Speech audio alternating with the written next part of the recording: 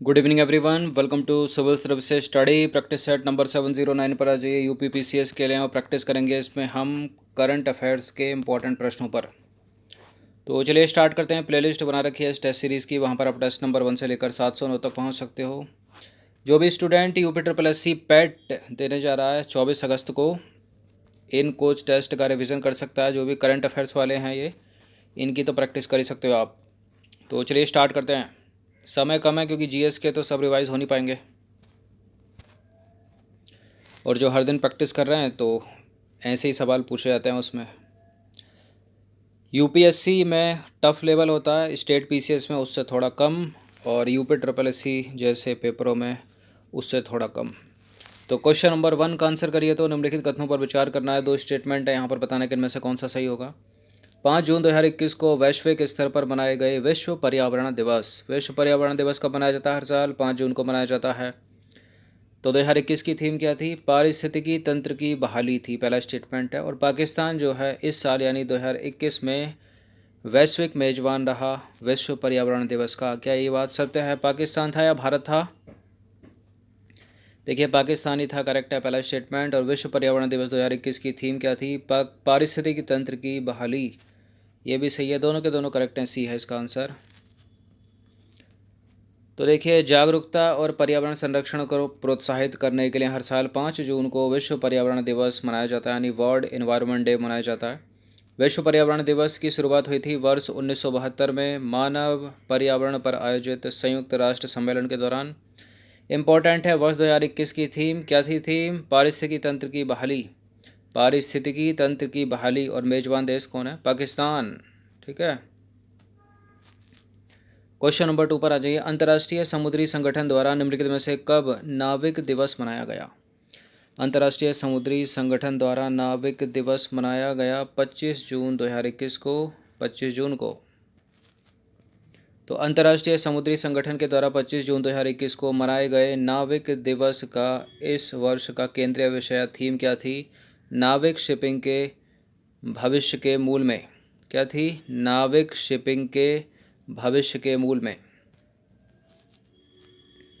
Question number 3 पर आ जाइए। Naftali Bennett निम्नलिखित में से कहाँ के प्रधानमंत्री चुने गए हैं? नफ्ताली बेनेट प्रधानमंत्री चुने गए हैं इजराइल के। तो देखिए, इजराइल के सबसे लंबे समय तक के प्रधानमंत्री रहे बेंजामिन नेतन्याहू की जगह जो है जून 2021 में नफ्ताली बेनेट को प्रधानमंत्री चुना गया। क्वेश्चन नंबर 4 पर आ जाइए। जब पूरा विश्व कोविड-19 महामारी से रणनीतिक नीति बना रहा था, ठीक है, लोगों को बचा रहा था, तो चीन जो है लामू पोर्ट विकसित कर रहा था। इसने कहाँ विकसित किया है लामू पोर्ट को? इंडियन ओशियन में, दक्षिण चीन सागर में, जापान के पास, या उपरोक्त में से कोई नहीं कहीं और, जैसे कि अरब सागर या बंगाल की खाड़ी? कहाँ पर? देखिए, लामू पोर्ट चीन ने विकसित किया है केन्या के पास, हिंद महासागर में। तो केन्या के पास हिंद महासागर में लामू पोर्ट जो है चीन के द्वारा विकसित किया गया है। याद रखिएगा, यह प्रश्न इंपॉर्टेंट हो सकता है। विश्व मधुमक्खी दिवस कब मनाया जाता है? विश्व मधुमक्खी दिवस मनाया जाता है मई में। और मई में कब? यहाँ तो कम कन्फ्यूज़न है क्योंकि मई 1 में, ठीक है, 1 ही में है मई, 20 मई को। तो 20 मई 2021 को संपूर्ण विश्व में विश्व मधुमक्खी दिवस मनाया गया, यानी वर्ल्ड बी डे मनाया गया। यह दिवस मधुमक्खियों एवं परागकणों के महत्व, सतत विकास में उनके योगदान और उनके संरक्षण के बारे में जागरूकता बढ़ाने के लिए मनाया जाता है। 20 मई 2021 को मनाए गए विश्व मधुमक्खी दिवस की थीम क्या थी? Bee engaged, build back better for bees. Bee engaged, build back better for bees. Question number 6 पर आ जाइए। गिलमोर लासो निम्नलिखित में से कहाँ के राष्ट्रपति नियुक्त किए गए हैं? गिलमोर लासो नियुक्त किए गए हैं इक्वाडोर के राष्ट्रपति। तो गिलमोर लासो को मई 2021 में इक्वाडोर का राष्ट्रपति नियुक्त किया गया। सीधे सीधे याद रखिएगा, मैच करने के लिए पूछा जा सकता है। क्वेश्चन नंबर 7 पर आ जाइए। निम्नलिखित में से कौन सा देश मई 2021 में सिंथेटिक कैनविनॉइड पदार्थों पर प्रतिबंध लगाने वाला दुनिया का पहला देश बन गया है? हर वो चीज़ जो पहली है इम्पोर्टेंट है।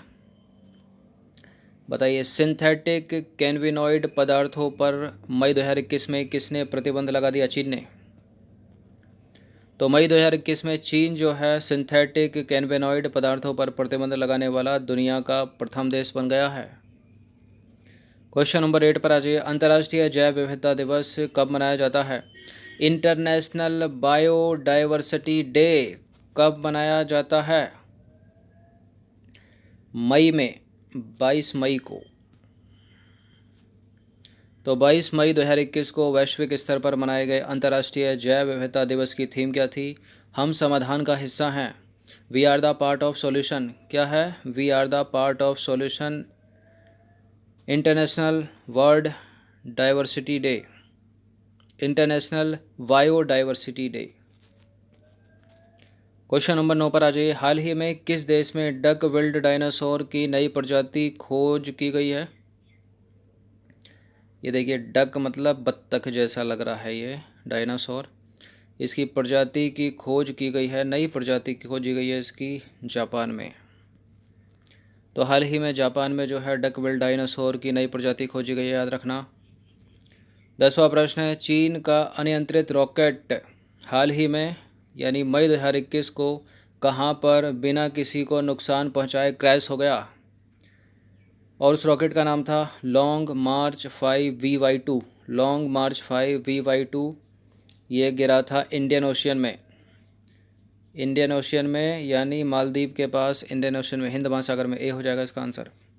तो चीन का अनियंत्रित रॉकेट लॉन्ग मार्च 5V2, इसका नाम भी याद रखिएगा, 9 मई 2021 को मालदीव के पास हिंद महासागर में बिना किसी को नुकसान पहुंचाए गिर गया, क्रैश हो गया।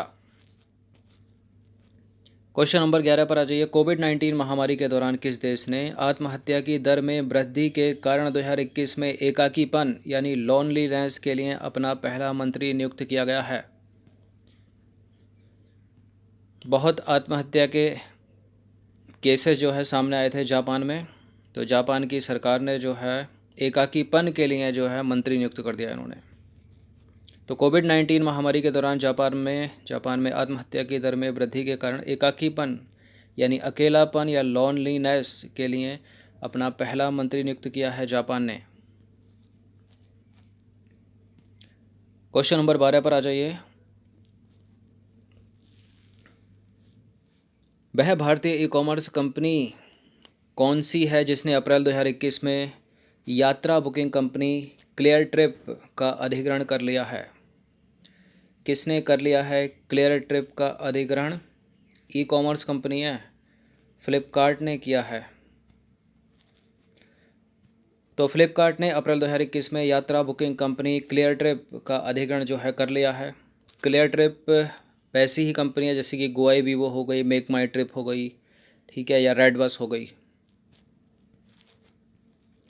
क्वेश्चन नंबर 13 पर आ जाइए। निम्नलिखित में से किस देश ने डिजिटल मुद्रा बिटकॉइन को जारी करने की घोषणा की है? अभी हाल ही में डिजिटल मुद्रा बिटकॉइन को जारी करने की घोषणा की है किसने? ब्रिटेन ने।